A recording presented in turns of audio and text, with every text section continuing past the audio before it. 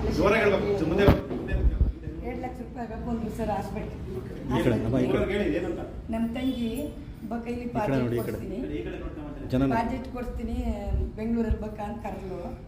ಅಲ್ಲಿ ಪ್ರಾಜೆಕ್ಟ್ ಮಾಡಿ ಆಫೀಸ್ ಕರ್ಕೊಯ್ತೀನಿ, ನೋಡ್ಬೇಕು ಅಲ್ಲಿ ಟ್ರೈನಿಂಗ್ ಹೋಗ್ತೀವಿ ನನ್ನ ಜೊತೆ ಕರ್ಕೊಂಡು. ನಮ್ಮ ತಂಗಿ ಬರಲ್ಲ ಕವಲ್ಗೆಲ್ಲ ನನ್ನ ಕಾಲ ಆಗಲ್ಲ ಅಂದರು. ಅವ್ರ ಬಾವಾಜಿ ಬೇಡ, ಕಾಲು ನೋಕವ ವ್ಯಾಪಾರ ಮಾಡ್ಬೇಕು, ಬೇಡ ಅವಳು ಕರ್ಕೊಬೇಡ ಅಂದರು. ಇಲ್ಲಕ್ಕ ನಾನು ನೋಡಿಸ್ತೀನಿ ಬಾತ್ ಎದುರ್ಕೋಬೇಡ ನಮ್ಮ ತಂಗಿ ಕರ್ಕೊಂಡು. ಚೈತ್ರ ಮೇಡಮ್ ಅವರು ಕರ್ಕೊಂಡು ತಕ್ಷಣ ಸರ್ ಅಲ್ಲೆಲ್ಲ ನೋಡಿ ಖುಷಿ ಆಯಿತು ನಂಗೆ. ಅಲ್ಲೆಲ್ಲ ನೋಡಿಬಿಟ್ಟು ಅವ್ರು 2 ಲಕ್ಷ ಬೇಕು ಅಂದ್ರೆ ಸರ್ ಆಪ್ರೇಷನ್ಗೆ. ಅದಕ್ಕೆ ನಮ್ಮ ತಂಗಿನೂ ಕರ್ಕೊಂಡು ಪ್ರಾಜೆಕ್ಟ್ ಕೊಡಿಸ್ಮೇಲೆ ಈಗ ಮಂಡಿ ನೋವು ಚೆನ್ನಾಗಿದ್ದೀನಿ, ಮಡಿಸ್ತೀನಿ, ಕೂತ್ಕೊಳ್ಳೋಕೆ ನೀರು ಕಡೆಗೆ ಆಯ್ತೀನಿಲ್ಲ, ಬುಕ್ಕೊಂಡು ಹೋಗ್ತಾಯಿದ್ದೀನಿ. ಈಗ ನೀಟಾಗಿ ಕೂತ್ಕೊಂಡು ಕ್ಲೀನಾಗಿ ಹೋಗ್ತಾಯಿದ್ದೀನಿ. BP ಶುಗರ್ ಏನಿಲ್ಲ ಸರ್, ಎಲ್ಲ ತಡೆಗಟ್ಟಿದೆ ಪ್ರಾಜೆಕ್ಟ್ ಕರ್ಕೊಂಡ್ಮೇಲೆ. ನಾನು ನೋಡ್ಬಿಟ್ಟು ನಮ್ಮ ಯಜಮಾನ್ರಿಗೂ ಕೊಡಿಸ್ತೀವಿ, ನನ್ನ ಮಕ್ಳು ಇಬ್ಬರಿಗೂ ಕೊಡಿಸ್ತೀವಿ.